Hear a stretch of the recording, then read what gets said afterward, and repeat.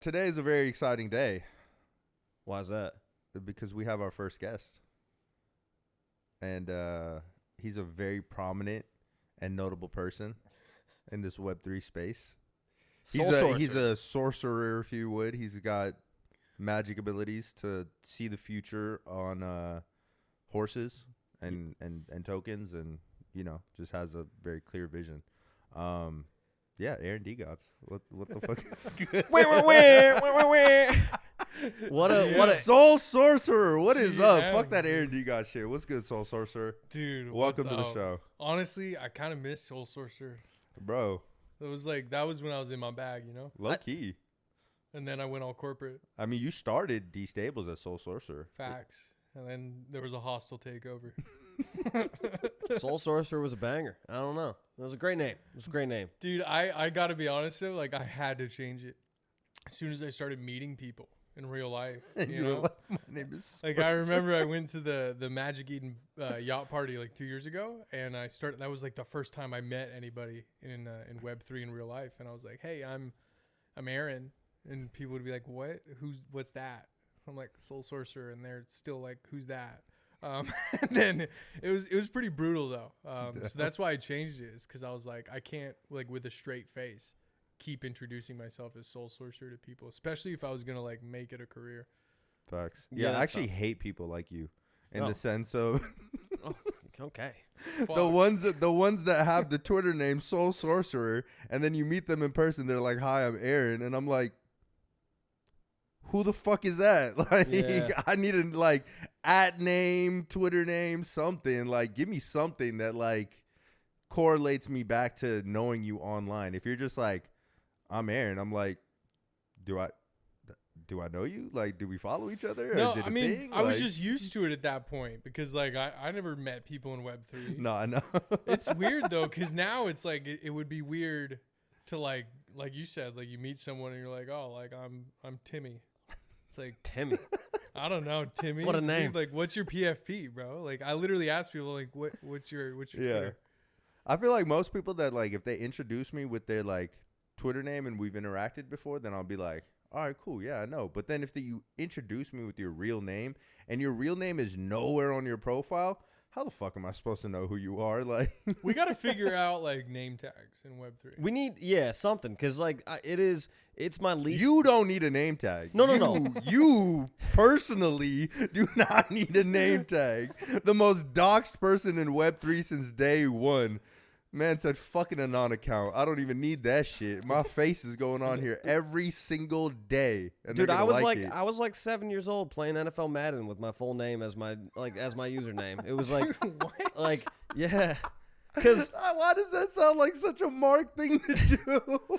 Dude, Marc Colcer's such like it's an like adult name too. You gonna know who's talking shit to you. You gonna know, okay? That's like, he's over here all mad and like, fuck y'all. And it's like, Marc Colcer. I cannot imagine a child named Marc Colcer. Like, Marc Colcer started life as an adult. Dude, it was.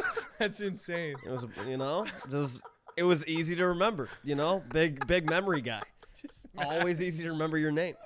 Oh my god. What was your gamer tag growing up, Sony? What was my gamer tag? Indian Fabio 69 420. No. What was my gamer tag? I can't even remember. I did have a different AIM screen name. That was born to be in the NBA. That didn't work out. That was it, born to be in the NBA? Yeah, it didn't work. It's a long one. Yeah, no, but you were looking at your height in the mirror and you were like, I'm born to be in the NBA. I had hopes. I had good ones, dude. I had I was all shake, no bake. Oh, that's kind of fun. Okay, that is gas. I was all shake, no bake on PlayStation Network and Steam, and then I was Trojan Max with 2 X's on Xbox. Word. Trojan Max. Okay. Yeah. But then I Big started Trojan guy. Well, I just thought it was funny.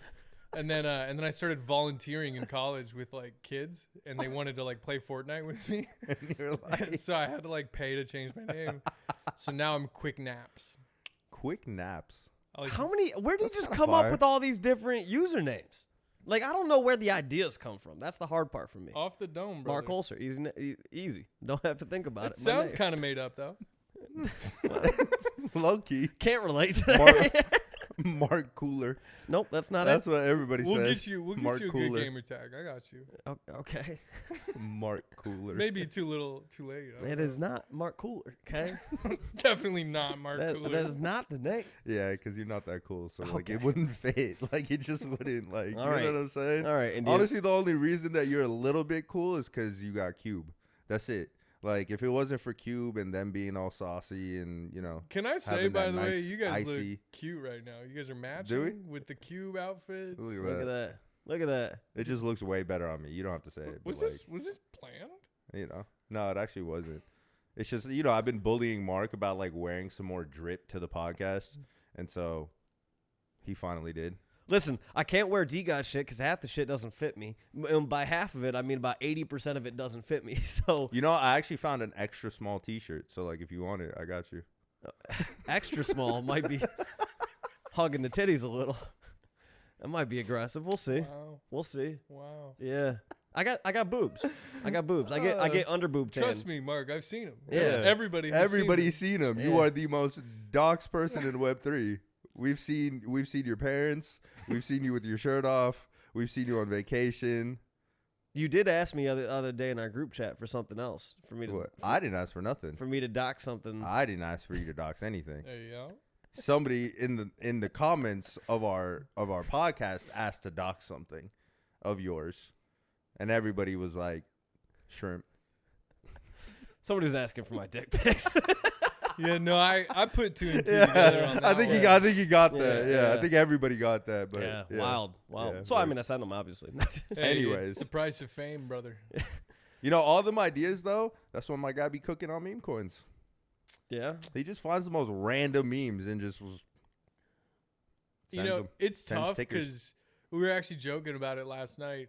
Like if we actually had like P&Ls tracked, I don't know if mine would be that great, dude. Like, dude, I have lost so much money. Well, so what's the photon looking like right now? Oh, right now it's looking good. Oh, yeah. Dude. It's looking There good. we go. We cooked a little bit You got this the week. P&L in there. I gotta be honest, boys. If you didn't cook a little bit this week, what are you doing? Yeah. No, that's facts. Like Yeah. there was literally Absolutely like free facts. money, and I think a lot of people like, oh, I didn't get on the airdrop, dude. The volatility on some of these coins, you can make more money trading that than you can actually hitting the airdrop in a lot of cases. So, yeah, I mean, honestly, it's been pretty wild, and I haven't hit as many of the big wins as some of the homies on Twitter have, but I'm happy, man. I'm happy with Bro, those with more small bags. dubs be adding up. Taking a little profit here on this one, taking a little profit on that one, taking a little profit on that one. Like, It's tough though because shit like be adding up. I mean It be my adding up nice. one of my best plays was like 2 weeks ago with Horan, right? I feel bad saying that. I'm gonna be honest. I feel terrible saying that out You're getting loud. put on a watch list. But I'm honestly so upset I didn't get in on that when you sent the ticker because Look- I was like traveling or That's sick. getting on a plane. No, or some I shit. didn't. I didn't get on it when you sent me the ticker too. I sent that at a 50. Listen, it was the weirdest. Let me just clarify what was going on. There's a reason why I was only in one group chat. I had dire problems happening. Dire. There was a massive fight happening outside my apartment. So all of a sudden I hear a shit ton of people yelling. And I mean yelling. Not like, And you know what Mark has to do. well, no. He's so, got to put himself in the drama. no, you know how comes this off. goes. so Yeah, I know you went outside. I poked my head outside, okay? And I'm hearing some shit that I'm like, somebody might get shot. Like, it didn't feel good. It didn't feel good. It felt incredibly unsafe. When's okay? the last time you heard a gunshot around here? Never, probably. Never. Okay, Yeah. I just wanted to. But I was just curious. Safe neighborhood. But again, Yeah. I But can't. in this moment, the risk was high. The risk was high. There was a lot of people yelling. It seemed, I've watched enough YouTube videos to know, okay, it seems like shit's about to go down. The Okay. YouTube So- video. So I'm sitting there just like, well, so I call my apartment complex. I'm like, hey, can you guys go figure this shit the fuck out? Like, I You don't want. narked? It was right outside my apartment. I'm like, dude. I'm not trying to. No, I don't want that energy This is around me. why Mark wants regulation too, so he can call someone Listen, when he gets rugged. Listen, Peeking out the window on Listen. the phone. I didn't get Can my you guys airdrop send from the someone? pre-sale. Who do I call? Nobody right now. listen. I call my apartment complex, no answer. They're obviously dealing with the shit, right? One thought, right?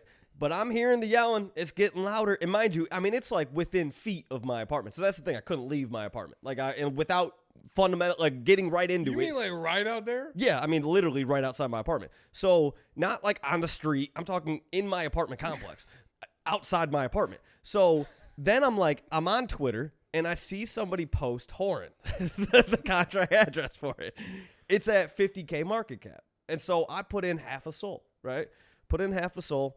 And now I'm still trying to get a hold of my apartment complex. Can't get a hold of them. So you know what? Then I'm like, okay, well, I don't want to call 911. That seems aggressive. So let me call the non-emergency police line. Just see if anybody's called the police. I don't know what's going on. I can't tell if somebody's literally having like a psychiatric like break. Something's happening. Wait, there's a non-emergency line? Yeah, just the police department. You didn't know that? Yeah, that's You what can just call the police. Yeah, that's what you do if it's something that's not like dire that you need so whatever. So I call that. Well, I don't call the police much, so like let me tell you. Me neither. It didn't. You can't get a hold of police in a big city. It is what it is. I tweeted about this. Everybody made it political. Talk about something I hated, but yeah, they're like, that's what you get for living in a democratic city. And I'm like, God, this is not about that. Like, God damn. This is like, dude, classic, dude. Yeah. Mark's just like trying. He just gets roasted. yeah. I'm like, okay, thank you. I'm still trying to get a hold of the police here. I'm weak. So mind you, as I'm trying to get a hold of the police, market cap on Horan starts going up. I'm like, okay, well, part of me is like, this is sick. The other part of me is like, I still can't leave my apartment. I still think somebody's about to get shot. So I'm really conflicted. I'm talking in our group chat like Horan's going up, but also I might die. So I'm very conflicted in this moment. I might die is a little. I might because die is wild. It's wild. Well, because legitimately, like, I needed to leave my apartment, and again, like, I'm telling you, it's hard to like explain. It was legitimately terrifying. Can't you just like jump out the back? I thought about it, but I was like, I don't really know if I want to like jumping. You didn't want to leave that bad. I did have the idea though. The idea of jumping out my back patio, which is on the first floor for everybody. I'm not jumping off like a 2-story but the idea was there. But long story short, I can't get a hold of the police. I call usually police department answers pretty quickly. Yeah, they answer for Marc Colcer real quick. Pretty normal thing. Okay. Can't get a hold of the police. So then I'm like, okay, I need to, I know this is drastic, but I can't get a hold of my apartment complex. I can't get a hold of the non-emergency police line. So I'm like, fuck it. I'll just be a fucking Karen. I'll call 911. I don't give a shit. Can't get a hold of them. So I'm just literally, they would answer. Hello, what is your emergency?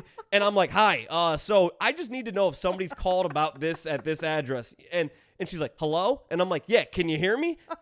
Hello? I'm like, what the fuck is happening? I'm trying to call now. If I was getting murdered right now, I'd be fucked. Like, it was in this moment not great. So Karen, Marc Colcer. All of this is happening. Horan keeps going up in market cap.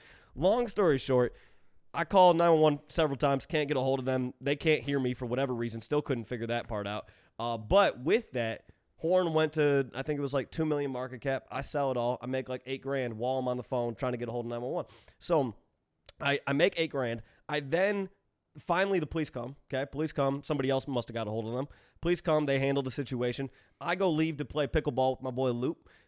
We go play pickleball for an hour or so. I check the market cap. Horan, it's up at 8 million. I'm like, I just phoned. It would have been close to 40 grand if I had just held on to it. No. And I think it's gone up since then. So I did fumble generational wealth, but profit is profit. No, you didn't fumble. But profit you is didn't profit. fumble. That's what we got to get rid of. So what did we call it? Not fumble anything. You're won. up 8K. You won. Like, that's a great trade. I think that's the problem. Could you have won trades. more? Sure. But how many times does that actually happen where you leave that 8K in and it actually runs? 100%. Goes, yeah. So you didn't fumble anything. I feel like we got to let go of that mentality of like you fumbled if you sold early. Like, nah, if you sold and you got profit and you use that profit towards something, then like a dub is a dub. My thing is I try to think about when it comes to meme coins, like, do I think this one actually has like long-standing value? My only issue with that what is a long-standing value? Well, like, is the meme good enough for people to continue posting about it? And so the only reason why I was like, I don't think they will is because we already had that like same week or like maybe the week before we had like Trump, we had Biden, like Bowden or whatever. So we had all these like, and so I was like, Horan's, easily third place at best. What if there's another one that comes out that like beats that? And I was like, I just don't really seeing it having any sort of longevity. I was obviously wrong on that. I did take that same approach to when everything was happening with Dave Portnoy. Somebody put out Portnoy coin. I missed that, but then somebody put out Barstool. I made a bag off Barstool, and I was like, this isn't going to have any sort of longevity, so I just sold it immediately right before we started recording a podcast, actually, because I was trying to be fiscally responsible. Yeah. We can't judge it on longevity. Actually, funny enough that you mentioned that, you still didn't send me the one sold from last podcast. Oh, so did you send me the address? I'm waiting on that. Yeah, I did, actually. Send it? No, you didn't. Yeah, I'll send it again. Okay, You send me a soul too? No.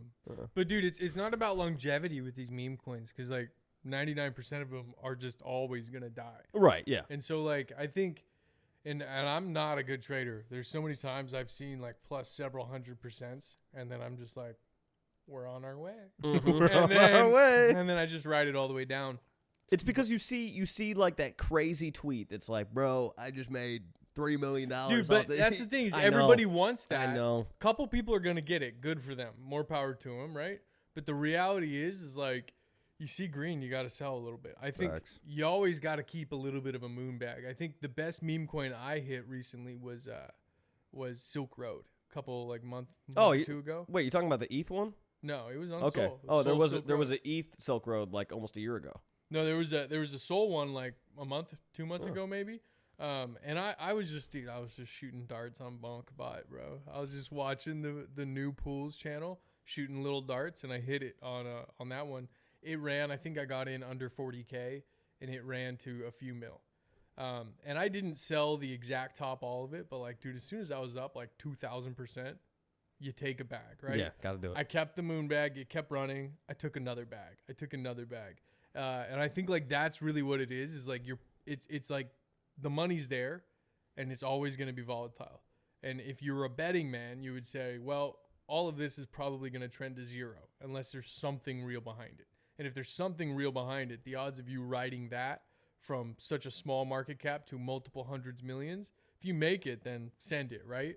But like, if you're buying a meme coin because you have conviction in it, I would imagine you're buying it at a higher market cap because there's more behind it. You're putting in more size. Yeah. If you're playing a small cap game, all of them die until they don't. And so you just have to like force yourself to think like that and say, well, I'm here to make money. I'm not here to hit 1,000x. So if I can consistently hit, even 50% a day, right? If I can up my entire portfolio by 50% a day, you do that for a month, see where you can be. And I think people get caught up in like these moonshots because everybody wants a moonshot. Everybody wants the moonshot. But like, dude, opportunity is just falling out of the sky. And it's like, I know more people that have made more money trading on these meme coins, especially like with the airdrop metas, right? It's like they didn't get on the airdrops, but they didn't snipe either. But they bought and they sold and they watched, and dude, you can make bags. And so I don't know. I mean, everybody wants a moonshot. I would appreciate some alpha, Marc. But I'm super pumped when I get just like a plus 100%, plus 200%. Take your profits, let them ride. If you're feeling degenerate, like send it. But like, dude, I can't play that game. Yeah. No, absolutely. That was a bar too. All of them die until they don't. That was a bar, honestly. Thanks. But no, yeah, I feel like the moonshots, I feel like to me are like, even as someone that isn't involved in crypto or meme coins, it's like they see that and it's like then they want to get involved because it's like you always want to put yourself in the even 1% opportunity to win $1 million, right? That's why people still play the fucking lotto and shit. But I think what's really there is like, once you do step in because of that crazy story, if you can understand that you could make, like, if we're talking USD, you could make 500, you could make 1,000, you could make 1,500 in a day, in 2 days, or whatever, just by playing some of these meme coins, buying and selling attention, figuring out like what's catching traction, what's not, shooting some darts, even with the higher market cap stuff. Like, bro, I got into a coin the other day that like it was an airdrop. I think it was Snap after the airdrop, or like as they were doing the airdrop. It was already at like, I don't know, 50, 60, 70 million market cap, some shit like that. But then it ran to like 200-300.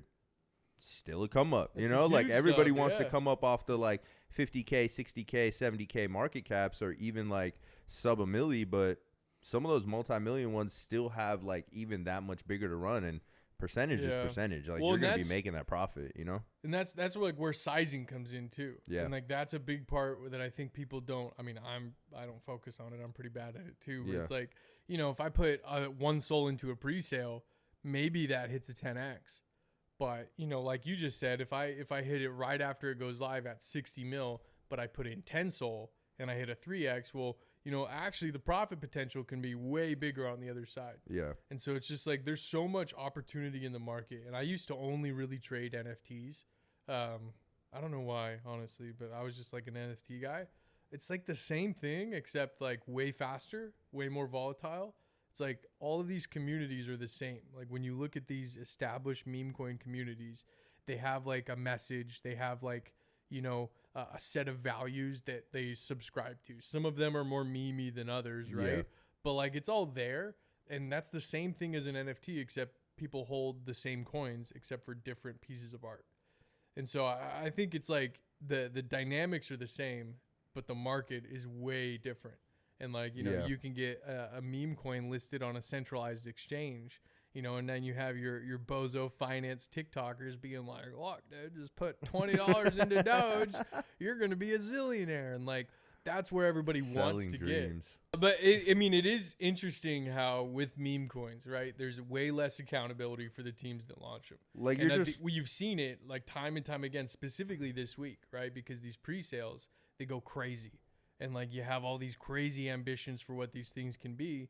But I don't think any of them have kept going up. Like Bohm ran, but all of these pre-sales are just like straight down. The only one that's really done anything that's like maintained it is SLERF. Dude, SLERF. The chosen one, bro. The chosen one. Here's the deep lore of that meme. And going back to Marc being always in the drama, like with the fight outside, who was there front and center when a certain dev in this space just burned $10 million? Where'd you find Marc? Dev. Dude, right next to him in his spaces. Bro, that day felt like I was just living in a simulation because I get ready for bed. I'm excited for a nice 8 hours of sleep. And just took your edible. I feeling good. Yeah, I took the edible like an hour prior, so it's like it's hitting real hard. And all of a doing sudden, its thing. And I've got notifications on for a lot of the homies, everything like that. Anybody who I think is in the trenches on meme coins, like I want to be paying attention. And first thing I see is K Money responding to SLERF, saying something like, "You fucking idiot! Like what? How could what did you do? You know, something along those lines." And I'm like, "Ah, shit! Well, like what did I miss?" So I then see his tweets. Oh fuck, which is oh fuck was crazy. Oh fuck will go down as one of the greatest tweets of all time. It's like that SBF like one. Yeah. What? That oh fuck is the one. Oh fuck is I think the greatest tweet we've definitely seen in 2024 yet. I'm excited to see what comes next because you know. Imagine burning $10 million and you go to the internet and you tweet. Oh fuck. Oh fuck. What a way of. I mean, but what else do you say besides "oh fuck"? Because it's honestly mood. Honestly mood. Big like, mood. It's almost like he was in his room alone for sure, right? He was definitely in his room alone. But also like he did this in the most public way possible. Because it's like, you know, there were thousands of people watching, waiting for the liquidity to move, waiting for the CA and stuff. Everybody just watches this dude burn $10 million. And he's just sitting there in his room, no immediate repercussions, but it's like he's in the arena. Everybody sees it. He's like, fuck, dude. And it's wild to me, like that whole like dynamic, right? It's like you can be just a single person, just like sitting in a fucking basement somewhere. Thousands of people around the world are watching your every move. And then it's like, dude, you actually like accidentally spawn, accidentally, I mean, who knows? Spawn this like real meme that like actually takes flight. And it's like, it's everybody's dream when they start something like this and nobody can like plan it to like work. Well, very few people can, but it's just like, it's so funny how this happens. And it's like, it's probably just some normal dude. Yeah. And that's why, I mean, he starts up a Twitter space, which I actually give him a lot of credit for. Like, the saying you're like starting up a Twitter space right after you burnt 10 million and you're getting ripped to shreds on Twitter takes balls. Like, even if you're not doxxed, whatever, it takes balls to just take the L's. So I joined the Twitter space immediately, and And so I request up as speaker because I'm like, fuck it, why not? And I didn't think he was going to bring me up. And so all of a sudden, you know how like it'll go quiet for a second and then like you're like, oh shit, like they're bringing me up. So he brings me up, sends me co-host invite, and I'm like, fuck it, why not? So, and the edible is smacking me. So I'm trying to like, bro, this Spaces was so funny. I'm trying to keep my shit together. Like I'm trying to, cause bro, Mark is asking, so how are you doing? And he's like, bruh, what the fuck do you mean? I don't know what else to I add. just burned. He's like, I feel like shit. What do you mean? But otherwise, like, what's up? Yeah. Yeah, literally. You know, and I'm not talking like Mark only asked him one time. I'm talking about like 3-4 times through that Spaces. He would randomly bring back up. So like, how are you feeling? How are you doing? He's like, I still feel like shit. Still bad, bro. Like I'm still down bad. Well, I'm doing the 10 million is still burned. Well, I'm doing a status check. I'm just doing a little status check, trying to see how he's doing, if anything's changed. Nothing had changed. But I realized the moment I get in there that, you know, I'm underwater. Like, because I am way too high to actually ask legitimate questions. And then I realized, like, this is, like, people, because I thought it was hilarious. What I didn't think about at that moment is there are obviously people who are going to join that space who lost money. Yeah. So I thought it was hilarious too, though. well, but again, you're also somebody who didn't lose money too. Yeah. So I I realized actually made money. I'm not gonna lie. as I start getting DMs, I realized like, okay, hey, like this is something. Like this is, and the number of people in the space is rapidly there rising. was like 14,000 people We- that just got on this space at fucking like, what was it, like 1, 2 in the morning PST? So his phone keeps dying, and he keeps saying, he's like, I'm walking away from like my wall outlet, so my phone keeps dying. I was like, put in your fucking AirPods. And he was like, oh yeah, good idea. And so, Or but he just stay next to the outlet. something, but he's pacing. Obviously he's nervous. Just burnt 10 million. I don't think you had that in the handbook of what to do when you burn 10 million. So he then, I mean, he's Slurfed. he started 3 different spaces. I bring up Sonny as a speaker. Amy Street comes up as a speaker. We got all these just random people that keep coming up as speakers. It was the funniest Twitter space I've ever been a part of. At the same time, the market cap is just going crazy. Oh yeah. It ran up to, I think 700 was the peak, and it was crazy to watch because we're watching this, and then I got people that are like, oh, you're just pumping your bags, whatever. I'm like, bro, I really don't have shit. I think this is the funniest fucking thing ever. And again, this is my issue with pre-sales. Pre-sales, the reason why the majority of them die is because there is no culture. There is no story. There is no any of that. Like, nobody, let's be real, like, shout out to the people over at Trippy Labs. No one gives a fuck about Shroom. I'm sorry. Smol, all of those, no one gives a fuck about them because there's no reason to give a fuck about them. Like, when you think about Whiff, when you think about Bonk, when you think about Pepe, Mog, they have stories to them. There's a reason why they've gained relevancy over a long period of time, so people are passionate about them. No one's fucking passionate about a pre-sale. They're just not. I'm sorry. They're just not. With this, Smurf had created some sort of story to it, and so now there was something to actually have people get behind. The story of somebody burning 10 milli, regardless of what you think of him or anything like that, is fucking hilarious, and there is a story to it. So I watch it as it goes up, and again, the big thing is he took accountability of it, and he messaged me the next day. We ran that Twitter space till 6:30 in the morning, but the next day he was, and I give the guy credit. He's like, dude, I'm working on solutions to get people paid back. And in my head, I was like, bro, I don't know if there is a solution. Like, you might just speed run your shit to jail. Like, you might, I don't know. Like, yeah, this is a bad situation. But what I will give credit to is there were several exchanges, there were several people who stepped up to basically say, hey, we'll help make this right. We'll help repay people. The counter argument to that is, do you create a something now where people feel like, well, I can rug a coin, and then there will be people who step up to pay the people back. Like, that's a bad meta. I will agree. This is it should be a one-time thing, but if it ends up being a success story of people who got into SLERF, it did well. The people who did the pre-sale, got their money back. I think that's a victory all around. Yes, the people who did the pre-sale missed out on a probably 50x, but like at least you got your money back. That's better than you can say about most of these pre-sales. So Facts. yeah, I mean, it's just an organic meme too, right? I mean, he literally SLERF $10 million. Like, that's your lore. Like, that's literally the lore of the coin. And then went on our Twitter Spaces and like talked about it. And it's like, to your point, if someone intentionally were to try and do that, like, no, it's not going to work. Like, you can't go into it being like, all right, so now I'm going to intentionally like burn the pre-sale and that's going to be the coin. It's like, no, it's already been done before now. It's like, that was a moment in like, it's going to be like a moment in crypto history. Right. You know what I mean? And it's just like, you can't account for that. Like, that shit just kind of happens. Like, you know, obviously, like, we can't fully say the intentions behind him, right? But where I'm sitting, I genuinely think that like he fucked up. And now it's like, there's an aspect of, you know, he actually has made a bunch of progress in terms of trying to get that pre-sale refunded, working with these exchanges, and like the coin is still doing well. The meme is still, you know, like sticking around, and that's more than you can say for a lot of these coins, especially the pre-sales that have launched of recently. Yeah, because again, the pre-sales just don't have any culture to them. And I tweeted that out the other day, and somebody was like, well, you know, are you just like never going to do pre-sales or whatever? I'm like, listen, at the end of the day, the game is the game. If the game currently is pre-sales, then that's what I have to do. I hate them. I will keep saying that I hate them because, again, I think they're a net negative for the space. I just do.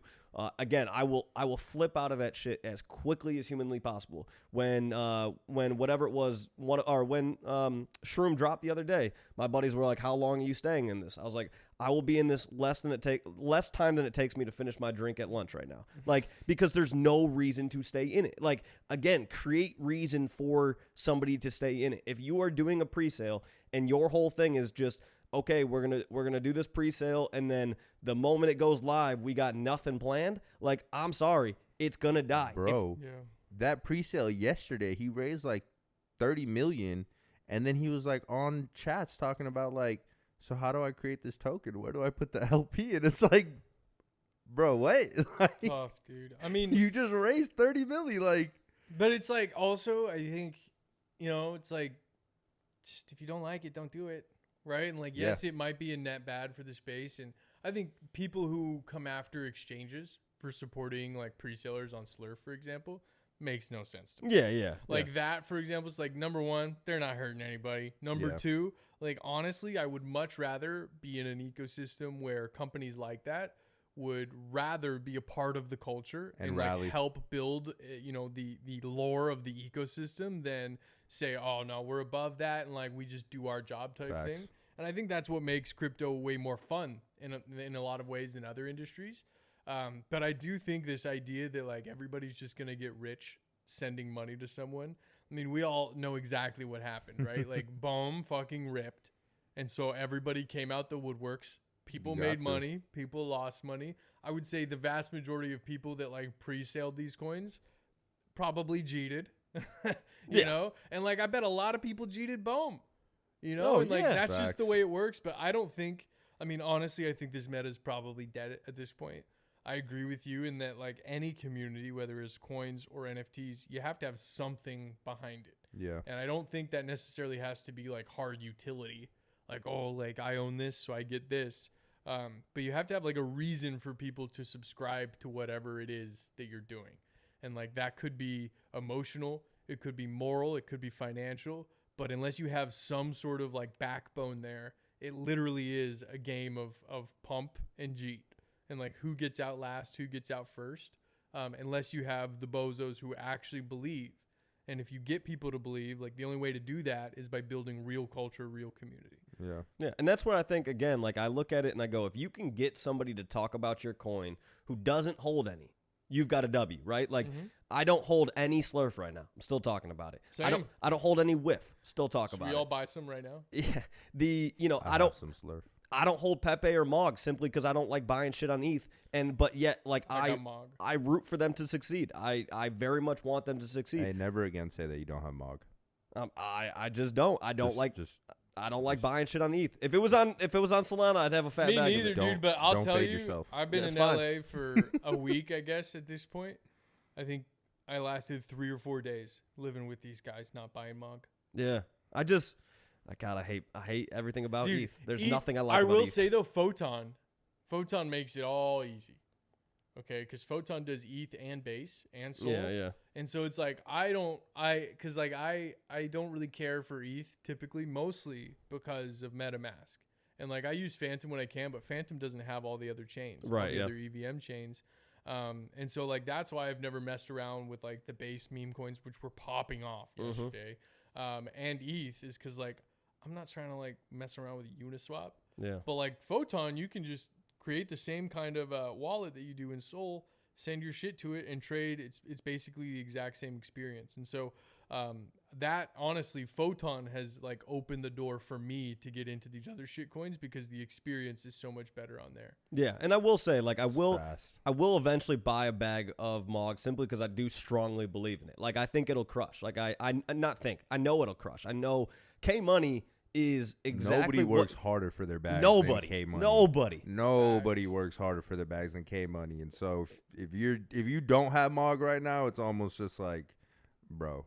I mean, again, you've not been around long enough. Yeah, I literally think K Money might be the reason why ETH meme coins even have a chance, because outside of MOG, I couldn't rationalize why you need any of them on ETH, because again, there's a shit ton of liquidity right now on Solana. That's not the problem. The experience is way better, even when Solana's been congested as fuck. Don't tell me it's still not a better experience than it is on ETH. It is. I'm sorry, it is. You talk about little victories, you can do that on Solana. You can't do that on ETH. That's not a thing. Like, there is no such thing as taking a little victory, because if you're up $200, congrats. You just paid for your gas, homie. Like, you're not even up. But I will say Base. I booked like $150 bag last night on Base. There we go. Dude, I honestly... Are you a whale? I'm getting there. So But I will say, like, Base, like, I never really used Base because, again, like, MetaMask and Coinbase Wallet's doing some interesting stuff, and I think, that'll probably be a good experience. But, like, dude, Photon just made it so easy. Yeah. And it's like, it feels like I'm still on Sol when I'm using Photon. And like, that's what I believe all this stuff is eventually going to get to. It's like all these chains don't actually matter. What matters is how you interact with crypto as a whole. Facts. And it's like someone like Photon can abstract all the shit that makes me hate ETH. Like, dude, I get it. Like, fees are fees. Like, I'll pay those wherever. Just make it feel nice and make it easy and make it a good experience. And like, I'm down to trade it. And so I think like we're going to see a lot of different, like, I guess I wouldn't call them like trade aggregators, but like multi-chain like platforms for trading, where it's just going to be like more consolidated to where, you're not going to see a difference between your MOG bag on ETH and your Joe Biden bag on Sol, It's like, why aren't they just like in the same trading thing? To me, that's where crypto ends up going. You know what we got to make happen? Absolutely. Off that? You know what we got to make happen? We got to hit up our homies over at Cube.exchange, right? And we got to get them to make it where there's some sort of like easy access where you can buy crypto directly through Cube.exchange. It goes directly into your wallet that you're using on Photon. Boom, you can go and buy all these coins right in the same UI. Like, if you do that, game, set, match. Easy onboarding experience. It's a game of clicks. Yeah. How little amount of You just got clicks. all the bars today, huh? Yeah. Hey, yo. But it's like, how many clicks does it take for someone to complete like the action they're trying to do? Right. If No, it's how many one clicks click, does it take to make a bag? well, hopefully, yeah, that too. Yes. But it's like, people. Not financial advice. That's why that's why all these trading bots like fucking popped off though. It's like, dude, BonkBot, I just paste in an address, it buys it for me. Bet. Run it. All right, and it's like it's incredible, honestly. A lot of people making really great products, specifically Solana, dude. I mean, Solana ecosystem is so good. That's why, I fell into NFTs and crypto through Solana, and I think like the builder culture on Solana is so much more vibrant than I've ever felt it anywhere else. Yeah, 100%. And They would never let Solana die. No, Just ever. And I think we saw that this past year of just like you can't fade it. There's no fading Solana anymore. Well, the reason it's come back is because you have such a community. I was telling this to somebody too in like based off of like ETH Denver, right? Because it was ETH Denver and everything like that. ETH to me just doesn't have like a community. You know what I mean? Like it doesn't seem to have like a community behind the chain. You have people that are building on the chain, and you have people that believe in ETH and believe in it as an asset and the technology. But it doesn't feel like people, like there's like an ETH community that's like vibrant and like rallying around ETH. You know what I mean? And I feel like we have that on Solana, and we've always had that on Solana, and that definitely distinguishes it. Aside from the tech, it definitely distinguishes it to just it's not going anywhere. You know what I mean? You know what I think it is, though? I think what it comes down to is people in Ethereum, people in Bitcoin didn't really necessarily have to overcome anything. It was kind of like, we know these are like the two top dogs. Like, we know that. In Solana, we've been sitting here since 2021 going, this shit works great. Like, guys, we got fast transaction speeds. It's low cost. Like, this is great over here. Like, you guys should get some of this. And everybody, like, fuck y'all. Yeah, and everybody else is like, no, fuck you guys. You have no liquidity, blah, blah, blah, blah, blah. You guys are the poor chain, yada, yada. And we're like, no. Listen, we get it.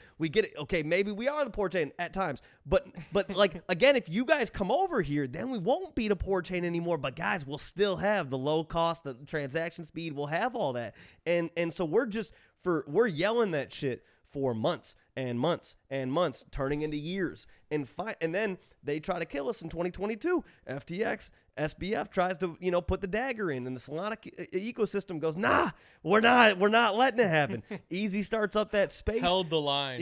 He holds the line. You get Vitalik, who tweets out during that space. People in Solana are going crazy because we ripped from $8 to $12. Okay, bro, the fact that we were still excited and Solana was at $12 and this fucking all dude of our just net worth crashed the FTX, eviscerated. and it was literally, it felt like within the week everybody was like, yeah, Solana, we're going up, we're never going anywhere, oh my god. And I've never lost so was much money so fast literally and been so excited. I was like, let's go. And facts. But that's where you Honestly. get the loyalty, right? So when people talk about it, I do think the culture exists on ETH. It's just different. We're psychopaths on Solana. We are so passionate about it because, again, But that's that vibrance, right? That's Right. like to what Aaron mentioned. That's like the vibrant part of it, where ETH to me feels like it's almost like people live in different pockets on ETH. Like, you have some in NFTs, you have some here, you have some there. Where I feel like in Solana, everybody's just kind of yeah. We're I mean, again, together. I think if you go to war together, you're battle tested together. So it's like there's something about when you feel like you've had to band together. Even there are communities on Solana who don't like each other, but when push comes to shove and other chains, whatever, or FTX or whatever happens, we all band together. So it's like, even when there is the shit talking and everything like that, when times get tough, everybody in Solana kind of bands together and kind of forms this family. And I think that's a big part of why Solana has been successful, is that you just don't see people from Solana leaving the chain. Again, people love to make fun of DeGods. Oh, you guys left Solana, blah, blah, blah, blah, blah. We get it. God, the storyline's so fucking tiring. But regardless, the community never left. The community stayed here because this shit's great. Why would you leave? It does not make sense. We continue to talk about all the time. We educate ourselves on other chains because there's no reason not to take part in other chains. You just mentioned Base. There's no reason not to look more into it, learn more about it. Same with AVAX. Same with whatever the fuck. Any of the chains, there's a reason why we should look into them. But again, that does not mean we're going to leave Solana. And I think that's the big aspect of Solana, the ecosystem in general, is, we're open to learning about other chains. We're still never going to leave Solana. But if I can make a bag on another chain, I'm going to. And again, most of the time, I'm going to take that bag, I'm going to bridge that ship back over to Solana.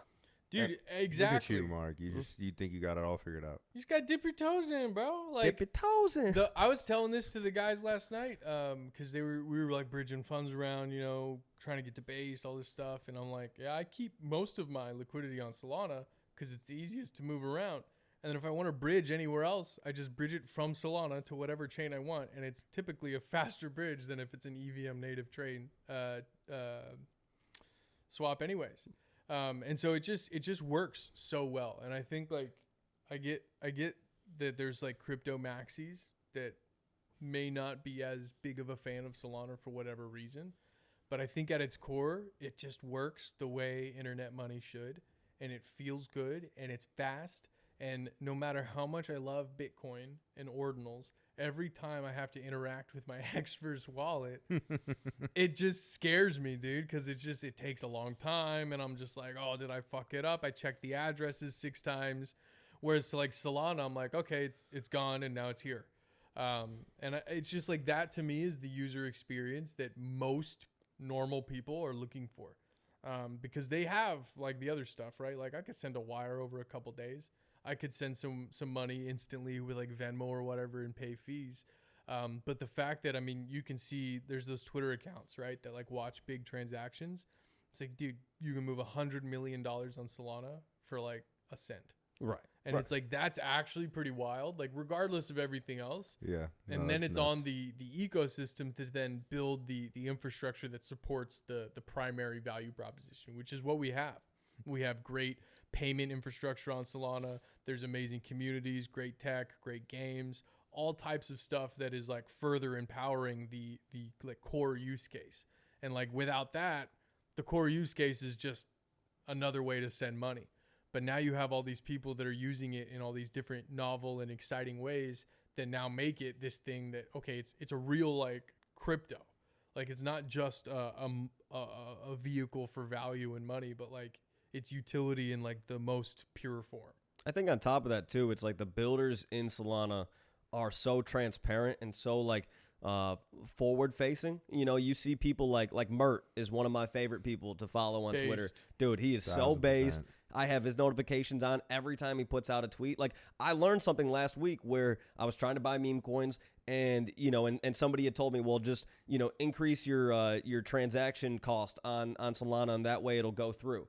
And then I see a tweet from Mert basically being like, no, there's no factual basis to that. Anything over basically the bare minimum has no higher likelihood of your transaction going through. Again, it's like that's a builder teaching me something. I didn't know that. I then took that. Somebody else brought it up in one of our chats. I shared Mert's tweets, and I was like, hey, here's 3 of his tweets. He's really honing in on this. And so, again, it's like the educational part of that. You also have people like Anatoly who get into the mud. Like, he gets into the culture of it, and I think that makes you, again, that much more passionate about it.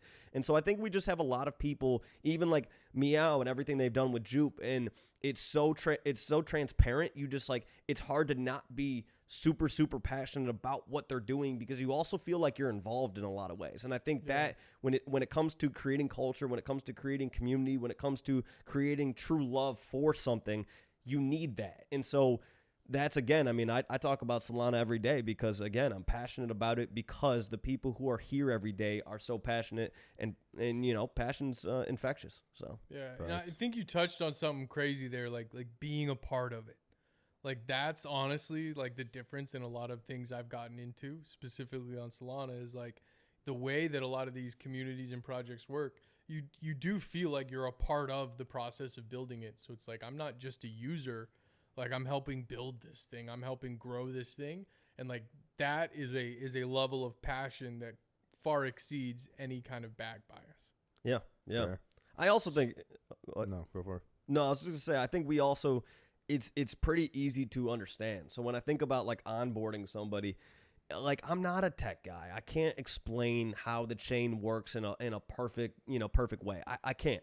But what I can do is I can show you. And the UI experience and all the different people who are building things make the experience so easy that it doesn't take me long at all to onboard somebody. And I do think, again, when you talk about the greatest form of marketing is word of mouth marketing. Well, if you've got people who can easily explain your chain, how to use it, what sort of protocols are out there, how to take advantage of those protocols, how to, work the system, everything like that. Again, when you have that and it's easy to explain, you're going to onboard far more people than if you're on another chain where it's just more difficult. So again, now one could argue some of the things like ordinals, for example, at the beginning and still to this day, it's getting easier, but the experience on ordinals has never been easy. But the people who learned about it and educated themselves on it and everything like that made a bag. And again, hats off to those people. Again, I have love for that. I support that.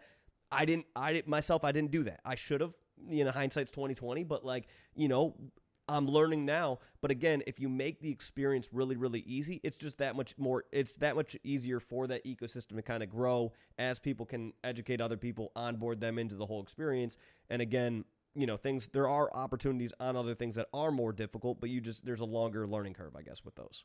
I will say too, I mean, with ordinals, they definitely have one of those communities that's being built out right now where it's like, if I were to look at a community that's like in the Solana way and just being a vibrant community underneath the blockchain, ordinals is definitely reaching that point.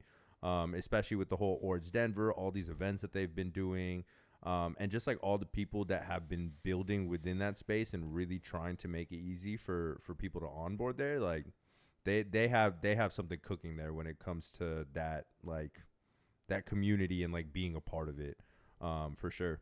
And there's something saucy about Bitcoin, just in general. I mean, like, yeah, I mean, it's just Bitcoin. Yeah. I will say, It doesn't like, get better. what than I did Bitcoin. like about my Xverse experience is I just opened my Xverse and I saw a runestone in there and I saw how much it was worth and it was just dropped to me and I was like, word. I think that was mine, bro. I left it in your wallet. Do you mind actually sending it back to me? No, you don't even have an Xverse wallet. Oh, I do. Don't be a grifter I'll send right now. I'll send you the one You're being soul. a You LARP. send me that. You're being a big. I fucking bet LARP you right don't now. have any sats, bro. Tell me you have no sats without telling me you have no sats. Do you even have sats, bro? Hey, speaking of $100 million though, and sending $100 million on Solana, it sounds like you have a little bit of experience with this. I mean, we have someone in our presence that is literally building a horse empire. The next comparison to the Kentucky Derby, right in front of our eyes, and like he's in this room with us. It's not Mark. Wild. No. It's definitely not Mark. No. Yeah, dude. Dude. DeStables on Bro. top, bro. Can you- DeStables on top. Let's do this. Explain. Give like a 30-second spiel to people about like what is DeStables and a little overview of Photo Finish, and then we'll go from there. Yeah. So, I mean, first, Photo Finish, virtual horse racing game, similar to Zed Run. It was an ETH game, but very different. A lot of key ways. You race, you breed, you can own the tracks. You can do all kinds of fun stuff. And it's a really great, very complex ecosystem, which would take way too long to get into here. DeStables is a group of people that play this game. I started this group like a little over 2 years ago. You guys were in Discord when I did. And basically I just saw this project. I was really bullish and I thought it would be really fun just to like race horses with the boys. And so I was on the alpha team, Saw did the some vision alpha early. calls. Yeah. And I was just like, yo, who wants to get some horses together? And a bunch of degenerate DeGods holders were down for it. And so we bought a bunch of horses together and then we waited for a while and now the game is growing quite rapidly. And as you said, there's a lot of money coming in and it's getting fun and we're like a real project. And our motto is we're not a meme anymore. So here's my question for you, because I remember when you first started posting about DeStables, and in my head I was just like, this shit not gonna work. And the reason why, because I was like, Mark fades everything. no, the concept of Web3 gaming was very broken in the early days, right? It's gotten much better since then. It's still we got work to do, but like back then I remember just being like, this whole system, play to earn, a lot of it just doesn't work. And I was like, I would see Aaron make the post and I was just kind of like, I don't know. There were so many other games that people would talk about and all of them would fall off. And with you, it was like, you'd kind of be waiting for the fall off, and there was never the fall off. You were praying for his downfall? Not for A lot of people were. It's not even. It's not. It's just. to pray for I times expected. like this. I expected it because Yeah. of the fact that other games just again maybe had like a morsel of attention for a period of time, and then it would fall off, and people Reasonable would stop talking. expectation. I don't Right. think anybody would blame you for Yeah, thinking and that. there were people No, he's like not a good friend. You could just say he's not a good friend, Aaron. get the fuck out of here. There were people like you and Roaring Hammy that were two people that it was like, dude, nonstop, all day, every day, posting about Photo Finish. And my biggest regret is not diving into it at the time. And, I was focusing on the podcast, I had to get the podcast going. This was a lot of work. But with that, why do you think Photo Finish was able to maintain, or not just maintain that success, but grow that success and to continue having longevity, even through all the like trials and tribulations that Solana has gone through over the last year and a half or so? Yeah, I mean, great question. First, shout out Roaring Hammy. Shout out Roaring Hammy. Love that man. Absolute legend, doing the Lord's work on the timeline. Facts. I'm literally in a betting competition with him right now. I kind of hope I don't want to say kind of. I hope he wins. Roaring's great people. I'm up though. I hope you're watching this. I'm Shout out. gonna hit him up, offer some alpha. Yeah, offer him. I'm gonna make sure you lose. It's crazy how you pray on all your friends' downfall. Roaring Hammy's my friend. I don't I'm not get any praying on his alpha from downfall. Mark. Word. But that's okay. I got the most alpha with DeStables, man. But Yeah, go. it's crazy. I mean, I think, because back then, when all these projects were coming out, gaming was starting to kind of pop off on Solana. But you're right. A lot of it was just like bullshit. And like I looked at a lot of these games, and the essential game mechanic was like spend time here, earn shitcoin. Hopefully the coin is worth something. And like that never made sense to me. That's play to earn, right? Oh, I just play this game, I earn something. And like hopefully that thing that I earn is of value. And like to me that is like fundamentally broken, because it's the same as participation trophies, right? Like what's the point in having a tournament if there's a participation trophy? You're not going to get high level athletes that want to compete because they want to win. And so that I think fundamentally is what most crypto games get wrong, is it can't be play to earn. It has to be win to earn. If it's not win to earn, if there's no way to lose, then it's not a game. It's not a fun game. At least I've never played a fun game that I can't lose. And that's what makes games fun. And so I think fundamentally that's what they focused on. But I think what's different about Photo Finish, specifically kind of on the same lines, is like it is real money. And so like you can't just like there are passive ways to be exposed to Photo Finish. But if you're playing the game, you're playing the game. You pay money every day when you want to enter a race. If you win the race, you make money, cash, like USDC, right? And like the coin they have is almost completely removed from like the racing aspect of it. And it's almost like two separate games. Like there's the coin ownership game where you can own a track like we do.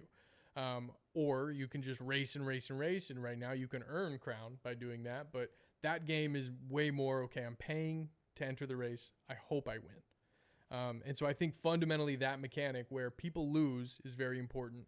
But then the second piece being it has to be like a real compelling game experience.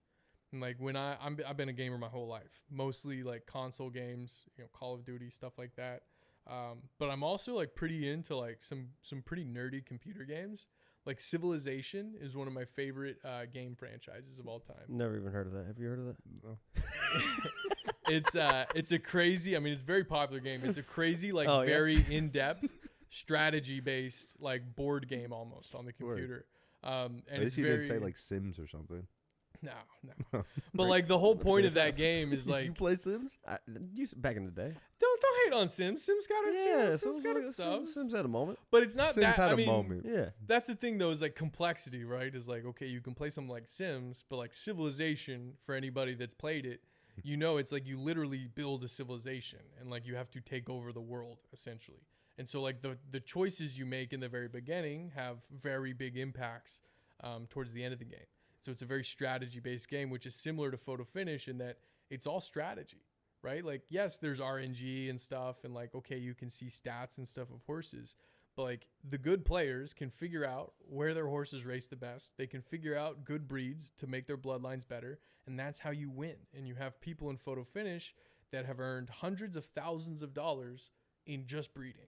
You have people who have earned just as much in just racing. You have people that do it all, like us. I mean, we don't really specialize in one area, but there's just a ton of different opportunities in this market, and it's a true game. Like if you're good at the game and you have a good strategy, you can make profit. And our strategy, essentially, for this whole time was get in big and early and try to dominate as much as we can in as many places as we can. And so we're completely diversified across racing, breeding, track ownership, the whole 9 yards. And we're big enough that we're profitable in every one, like individually. But what I tell people when they join is like, pick a lane and like start with there and like focus on that. But that's a long answer to say why I think Photo Finish is different is generally, I think it's because it's win to earn, not play to earn.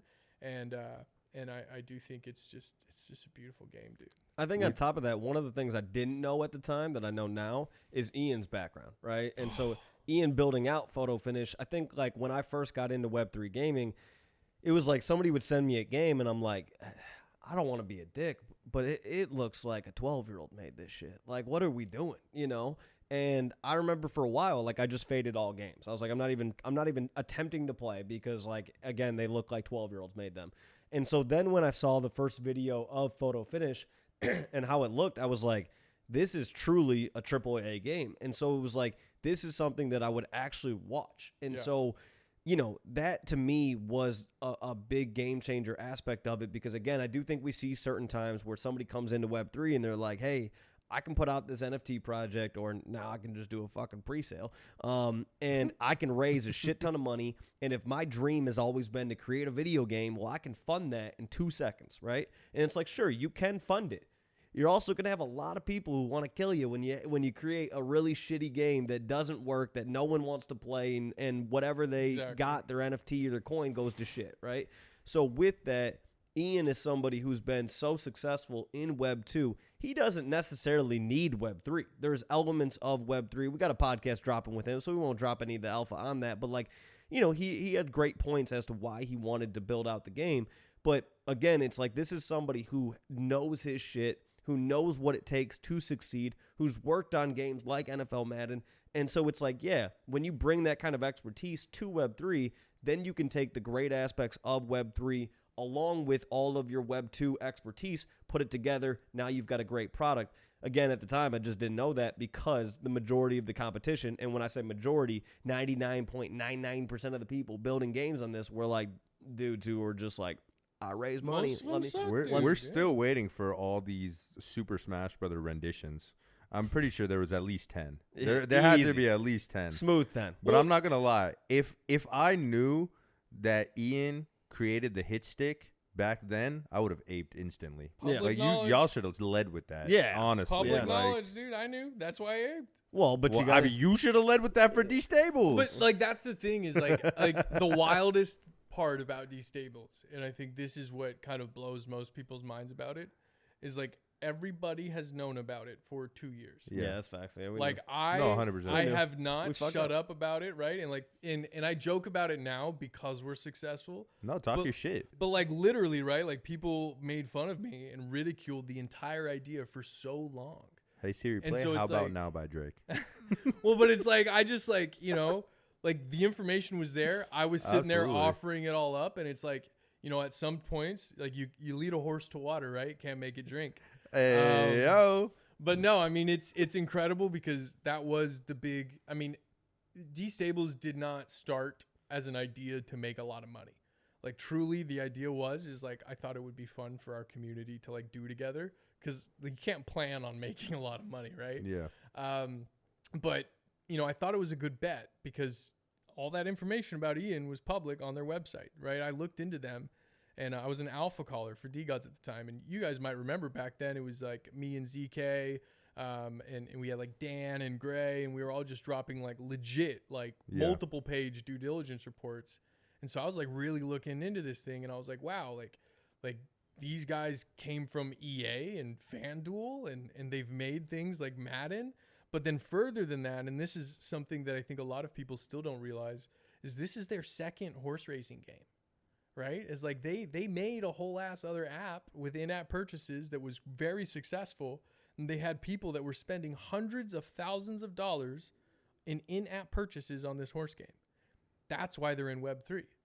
They're in Web 3 because they saw this magic that they created.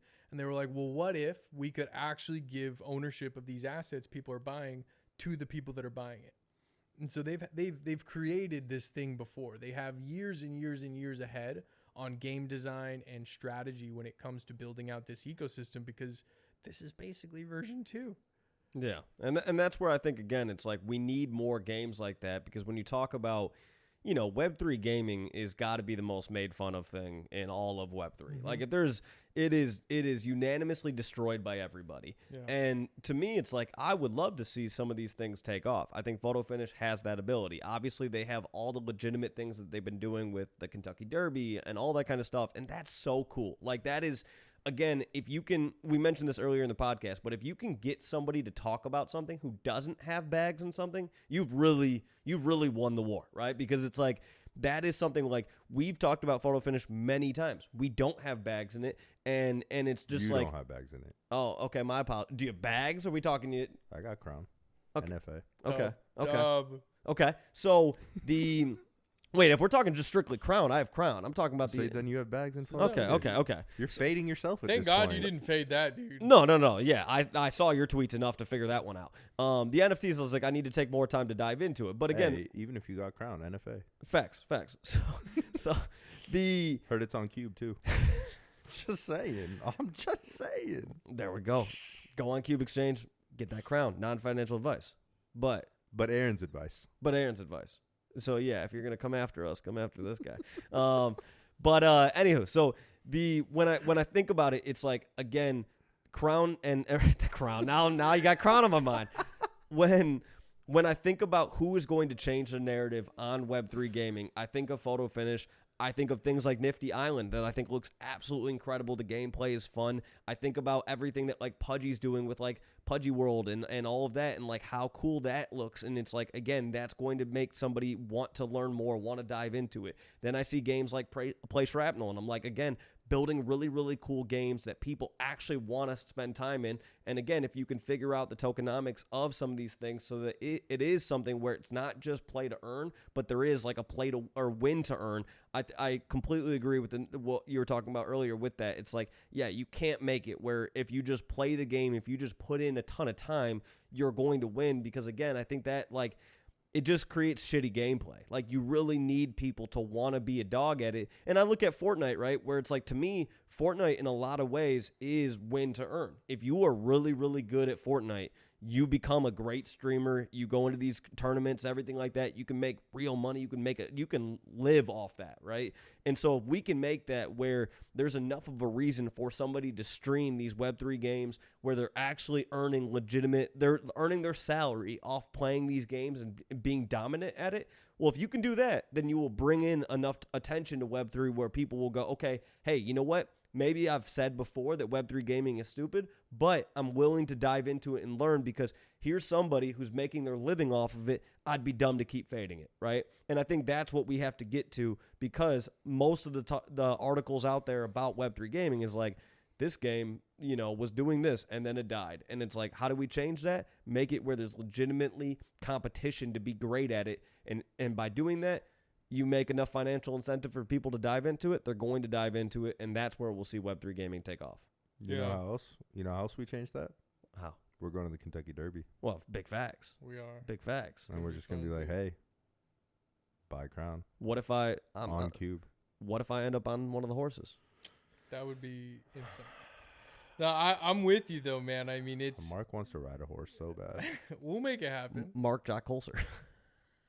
No, I do think with Photo Finish especially, because like sometimes people don't love all of my bull posting, but like fuck those people. Fuck them. Yeah, they just faded generational wealth. Yeah. Well, but like the reality is like, to be a very successful crypto game, like number one, it's just got to be fun. People just like should want to play it, right? So like Photo Finish on its own needs to be fun enough that people are down to essentially lose money racing horses just because they're having fun. Yeah. And they, in some ways, proved out this thesis with their previous game. And so, like, I believe that that'll hit, right? But on the other level, to what you were saying, and like making a living and actually like doing this full time, it's very important in my mind for people to understand that that is also a very legitimate possibility with Photo Finish. Like, there's so many people that play this game that, a lot of them were in early. Now they're making full salaries, double their salaries, all kinds of stuff on this game, which is great. But the beautiful thing about this game is that anybody, like the competitiveness, you touched on that too. It's like, yes, DeStables was early with size. Like, it's going to be very difficult for anybody to like make more than us unless they invest a lot, right? That's a flex right there. That's a bar. It's a light flex. But at the same time, we Horse lose business. races all the time. Right? We lose races all the time to all kinds of stables. And so don't try and make other people feel better. no, I'm not, but I'm I'm illustrating the point in that, Yeah. like, for example, right, somebody could come in and start beating us and start, winning at races and being very successful having not played for the last year. And that's the way this game is built, is that it is a strategy, real game. Like, if you're good at the game, you can get very good and you can work your way up when it comes to, like, tier of stables, right? Fast forward a couple months, you have way more horses. If you're good at breeding, you've got great bloodlines, you've got great racers. All of a sudden, you have a behemoth of a stable of your own, right? And so it's like, you don't have to be early on Photo Finish to play and compete. And I think that is probably the gameplay aspect that they got the most right. I got a question for you. Have you ever cried from one of your horses dying? No. I think it'll happen. They're all too profitable. This is No, that's what I'm saying. I'm saying when the horse dies, you're like, damn, that motherfucker was making me We money. got our value There's a out. new baby. one. Oh, okay. Damn, that's cold blooded. No, because here's like truly literally- horse business. He don't give a fuck. Truly horse. Dude, Yeah. I mean, so every But that's why season- digital horsing is better than real racing. Yeah, because it's real sad in real life when a horse dies. Well, yeah, honestly, right? Honestly. But it's like Yeah, that's what I'm saying. we have so many horses at this point. It's stupid, dude. He's like, fuck it, we can lose a few. Like, dude, fucking F-Dog's got just spreadsheets on spreadsheets, and Just we put a few in a stable for me and Mark. Can you name one after Sonny and I and just see which one ends up more successful? down. That Yeah. would be. We could maybe That'd be even do fire. like siblings, I mean- like a year apart or something. No, not siblings. Please, not siblings. What do you mean? We don't look alike? Please not People siblings. tell me all the time they think we're brothers. No, they don't. They're like, I see the family resemblance. I'm like, yeah, I know. It's Yeah. dude. It's you guys. I think you guys should start a stable. You know, we can maybe help you guys with that. Yo, You want a horse around? I want a horse around. Yeah, Okay. absolutely. No, I mean we were talking about. So first of all, shout out F-Dog. He's an absolute beast. He runs most of like our racing and breeding strategy.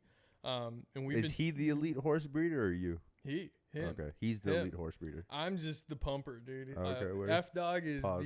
the firepower behind DeStables, bro. This guy crushes. But we were talking the other day. I mean, we're getting so many horses where we're like, well, we could like maybe give away a whole stable. Like we could just give like a starter pack as like a thing. Cause like our goal. Hello. I know. Hi. I know. But like our goal is DeStables, and I love that we're like in this position is like, you know, it's like we're making money, but we also like we're just like almost like a culture project. We're trying to grow this game because like DeStables has no plans of exiting anytime soon. We could be your first sub stable. We could That's give what you I'm a saying. percentage I of mean, profits, go back to him. I mean, this could. People ask about like Ute stables all the time, and I mean them I've Utes. talked to Ian in the past about different features that they're thinking about adding that makes it easier to like share custody and ownership of some of these horses. So yeah, I mean that is our goal at DeStables is like, yes, we want to be successful as a stable, but we're also like very well aware of our position to be able to hopefully grow this game, and so that's why we try to do fun stuff. I'm really excited to do a lot of cool stuff with our track. I've heard the word behemoth so many times this week alone. Behemoth. Probably more times than the entire like last year, if not more. You know what? I don't know why. You know what word I've heard a lot? Everybody's just saying it. Oaxacan. I'm so glad you could pronounce things now. I'm Mark. about to start. Wait, okay. So here's my question for you. Actually, What? off that. Yeah. So there's an actual place in Mexico called. Is it called Oaxaca? Yes. Oh, riddle me that. I saw one of my friends was there the other day. I wanted to text her and be like, "Hey, you know what? He said, "Riddle Did you me get it? that. Did you get a Oaxacan old fashioned?" I almost hit her up and said that. 'cause, Riddle me that." I'm cultured. Yeah, it's a whole place. But You've is never heard of Oaxacan cheese or anything like? But I'm just strictly talking culture? about the. No, actually, I only know the drink. But so the city's name is just You- or you- town or whatever is Oaxaca. you know we've gone and had Mexican food where there's Oaxacan food on the menu. Oaxacan old fashions. I don't know. I haven't paid attention to anything else. Yeah, Big for sure. big old fashioned guy. Yeah. Yeah. Okay. Yeah. Anywho, This fucking guy. That would be a let's- series I'd watch, by the way. You guys What? just like going and trying weird foods that Mark can't pronounce. that's almost all of them. Yeah, that's like everything. Film it next time. I'm Yeah. saying it's good content. Literally put this man. we onto should the we should go get molcajetes. we should go get Indian food. That would be a trip to see me pronounce half the Indian food Oh, names. God. I can't none of that. We'll go get a molcajete first. Well, molcajete, that's my Get that's my this man shit. some Yeah. gulab No. jamun. No, I can't say, Hey yo. can't say Look, that. I can tikka You can't, masala. you can't say that. I can say tikka masala. Tikka masala. Yeah, Or- that's just bomb. Garlic naan, fire, Okay. always fire. Nice. What else you got for me? Curry, yellow curry with chicken. Yeah, we're gonna go ahead and move on. Let's pivot real quick to just DeGods. Obviously, you're in LA. I am. Like I you am. don't live here, I don't. but you're here now. I am. And so like, what's going on? How's Yeah. the boys? How's you linking back up with them? Obviously, there's been changes with the team, all that stuff going on. What's good? Is the team working? That's what people they wonder on Twitter all the time. The devs are deving. They're doing something. I kind of wish I could go to Twitter people and be like, "Are you working?" What are you doing right now at your 9 to 5? Are you working tweeting? For your bags? Are you tweeting right now? Are you not working for your bags? Like, dude, right? You got meme coiners making memes all day for their bags. Where's the memes, DeGods? Fuck are y'all doing? No, it's great though. Honestly, I mean, I'm based in Austin, Texas, which is 2 hours ahead of Pacific, which sucks. And so it's not always the best having to deal with not just like the time change, but also like degenerate times. And yeah, so them boys like to be up at 2-3 in the morning, and that's 5 a.m. for you. Well, and that's sick. I'm down for that, but it's like fuck, like they're all in the same room, and I'm like on Discord. And so it was like a lot of friction. And I felt like I was just like I need to get to LA, so I can like be a part of it. Glad to have you. I'm glad to be here, man. And so that's kind of the vibe right now. Is like the whole squad is pulling up to LA. We've got a house right now, me, Frank, Jerry, Malcolm, Bass Bob, and Candy Apple. And so we're going to have people like rolling through. I think after New York, the idea is to get a longer term place. And I might like come here for longer, like 3-6 months type thing. But generally I think the idea is like, we're just really big on synchronous work. Like we tried asynchronous for a while. It just sucks, dude. It just sucks. And so we want everybody, there's like this energy. You guys have felt it. You've been to the house when like everybody's working and stuff. And it's like, there's this energy that is very tangible that you can't recreate async. And I think we're just really excited to get that back. Yeah. I think that was the part that I was the most bummed out about, like the end of season 3 and everything is like, at that point, like you guys had to change where you lived because like the house address got doxed and like, yeah, it was trash, by the way. Yeah, and that was just so frustrating. We didn't help. There was a giant DeGods neon sign in like the window. Yeah, that was also funny. When I would pull up over there, I'm like, okay, word. Yeah. This is the DeGods house. But for everybody who's not here, who's not here and everything like that, I think it's good to see like the content of everybody together and stuff like that, because I think there's something about that the community likes to see. And then on top of that, like it just, it makes a lot of sense when you're working together. It's so much easier to do that in real life. It's the reason why we do the podcast IRL and not fucking Zoom shit. It doesn't hit the same. Yeah, this is so like this is fun, right? But like if we're all sitting on a Zoom call, no, it doesn't even. This wouldn't be as fun. No. I'm like, dude, I got a call I gotta go to. Like I'm out. Yeah. No, talking shit to Marc is way more fun in person.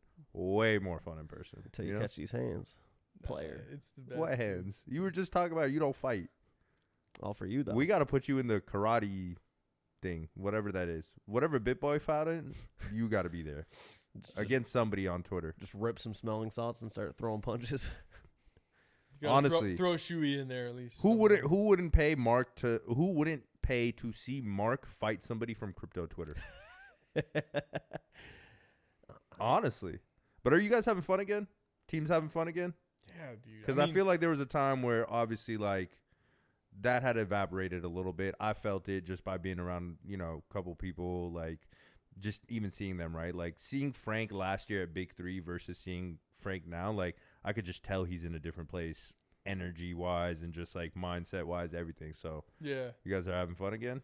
Yeah, man. I mean, it's a rough couple months for sure. Couple.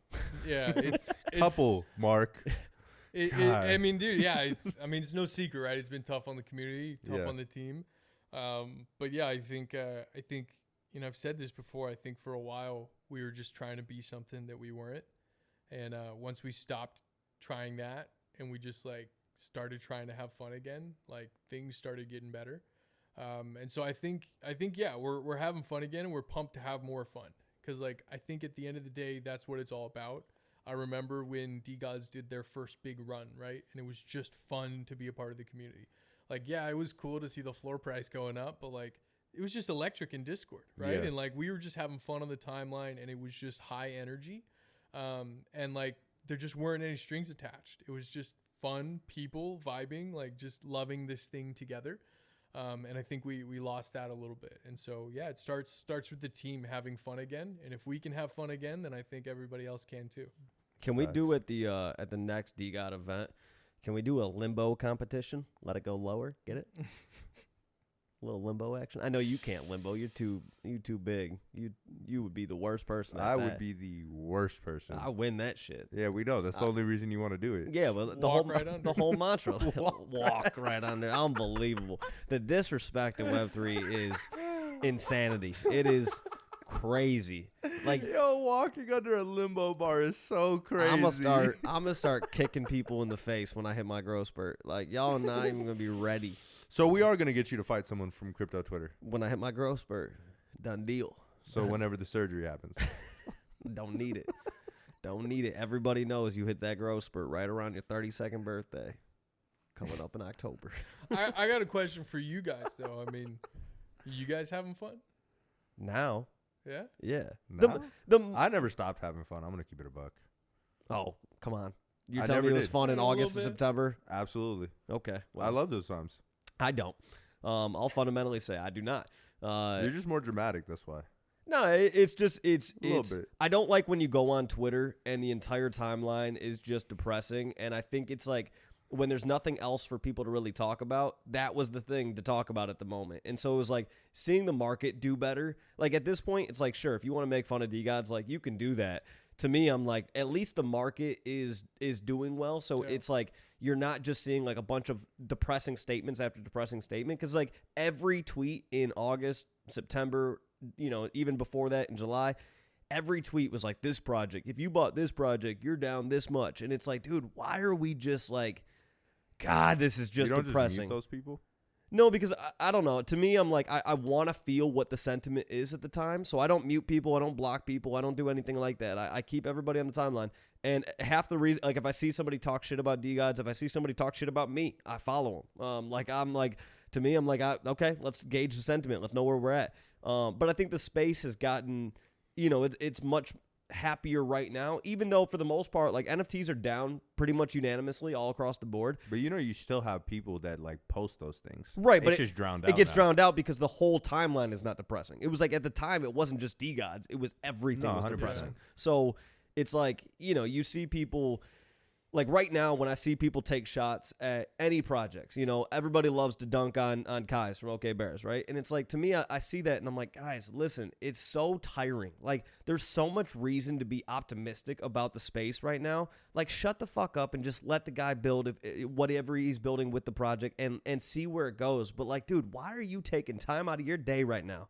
When the space is doing great, we have so many reasons to be optimistic, and your depressing ass is sitting there at your keyboard writing, Kai's, what about Wagbo? Like, what are we doing? Just shut the fuck up. Like, that's what I want to say to all of those people is like, again, I get it when everything is depressing. It was hard in August and September to find reasons to be optimistic. I get that. But man, right now, as we currently speak, we got so many reasons to be bullish. So shut the fuck up with your bearish takes, you dork. Like, you fucking dork. You dork. How do you really feel? Fuck, Yeah, man, I'm just like, dude, what is going to make those people happy? Like making money and they're not. Yeah, but even if you're down bad, like if you are down bad, it is your own fault. Like it is truly your own fault. Nobody put a gun to your head and made you do what you did. So you know what? If you are down bad, it does not mean you have to continue to be down bad. But if your attitude is shit, if you truly are just always looking for a reason to dunk and everything like that, you are never going to turn things around because you are a sad sack of shit. And that's on you. That's not on anybody else. So you know what? If you are the person who's down bad right now, again, you have the opportunity to turn that around. And I hope you do. So, and that, again, that's why I don't block people. That's why I don't mute people and everything like that, because I want to see them turn it around. I look forward to those people turning it around. I'm pro muting depressing people because I'm not going to log on the timeline and just see a bunch of depressing shit all the time if that's the case. Because to me, sometimes it doesn't always even like represent sentiment. Like you just looking at negative tweets, like the algorithm puts more on your timeline and puts more of like that specific topic. And then it's just kind of like, bro, I don't want to see this shit. Like it does nothing for me. Like to me, there's balancing like sentiment versus like what the actual sentiment is versus just like a few loud voices in the room that just keep complaining. Yeah, I don't know. I definitely think there's a balance to that. But yeah, I don't know. S3 art kind of looking a little saucy lately. I'm not gonna lie. I had this like random thought, but like I've been seeing it as PFPs and shit, and like Kind of hitting now. I love mine, dude. Kind of hitting right mine now. is. We'll see. There's got been some lucky. ones that are kind of hitting right now. That's all I'm gonna say. But Here's what I think we need to do. We're We gotta wrapping wrap this it up because we're not going to put this podcast out as a 2-hour podcast. So with that, Aaron, you're now here, so we can do this more often. I think you're this definitely coming back. this I is mean, fun. let's Yeah, keep yeah, it buck. yeah. You're coming I'm back. down. you bring far more to the table than Sonny does. Just kidding. You know, Boom, like, roasted. Yeah. It's yeah. always- it's I want to Yeah. get Malcolm over here too. Oh, 100%. 100%. No, we need Malcolm on the pod. We He- absolutely need. I told him in Denver, I was like, he's next up. He's Yeah. next up. He's really next up. There we go. Dude, Well, and honestly too, if you guys want to come over, film some content at like the house, like we could set that up too. Could We be fun. would, but like Marc is banished. You know what I'm saying? Like they were just like, you just said, you made one hype video, Mark, and now you're banned. You know, literally. Yeah. What if Yeah. they were all That's just true. still in the Little same house and they just PTSD. lied to me and said they moved?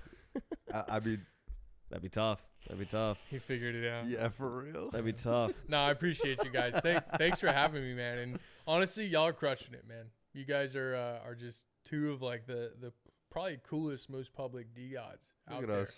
Look at us. Who would have thought? Who would have And thought? like I Who would've just, thought? dude, I'm just so happy that like you guys are just still here vibing, man. And I think there's so many like people that are so core to like what DeGods is that I feel like all of us are like kind of in the same camp. Like we're just like we're here, like this is our thing, and like we're just gonna keep grinding. And like it was never about the JPEG for us. It was about like the friends we made along the way. no, but like I mean kinda. But it's like, dude, I was telling you this in the car on the way over here, right?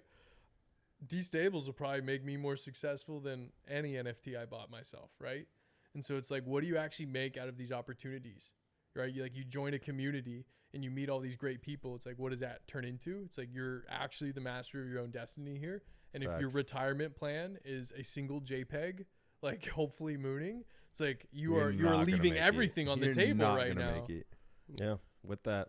So, yeah, no, people, you have the opportunity not only in these NFTs to learn, you have the opportunity to have that NFT, hope it moons and everything like that, but you can also learn from the people. I learn from all of you guys every day, and I think everybody else has that same opportunity to learn from the people within the communities that you're in. And so, again, if you want to be a net positive to the ecosystem, that's your choice. You make that choice every day. So, I appreciate you guys. We do have to wrap up. I mean, And work legitimately, your that NFTs. camera's Work- going to die. Work your JPEGs. So, with that, we'll run it back next week.